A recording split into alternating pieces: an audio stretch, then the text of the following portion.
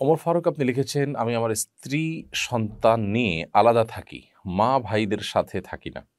কারণ প্রায় ঝগড়া হতো। তবে আমি সবার খোঁজ খবর রাখি, সাধ্যমতো টাকা পয়সা দেওয়ার চেষ্টা করি। আমি কি আত্মীয়তার সম্পর্ক ভঙ্গকারী হিসেবে গণ্য হব?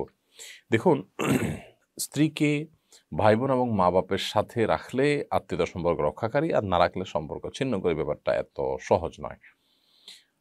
কোনো যৌক্তিক কারণে মা-বাবা, ভাই-বোনের সাথে স্ত্রী নাও থাকতে পারেন। হতে পারে সেটা নিজের চরিত্রের হেফাজতের জন্য কর্মস্থল দূরে থাকার কারণে নিজের কাছে স্ত্রীকে রাখা, অথবা আ তাদের সাথে একসাথে থাকতে গেলে আপনি যেমনটি বললেন ঝগড়া বিবাদ হয়, কিংবা পর্দা রক্ষা করা কঠিন হয়। এসব কারণে যদি আলাদা রাখা হয়, তাহলে সেক্ষেত্রে এর কারণে আপনি আপনার আত্মীয়স্বজনের সাথে সম্পর্ক ছিন্ন করছেন, ব্যাপারটা সেরকম নয়। আত্মীয়র সাথে সম্পর্ক রক্ষা করা, ছিন্ন করার সাথে স্ত্রী তাদের সাথে থাকা না থাকার সম্পর্ক নেই। বরং এর সম্পর্ক এলো যে আপনি যোগাযোগ তাদের সাথে রক্ষা করছেন কিনা।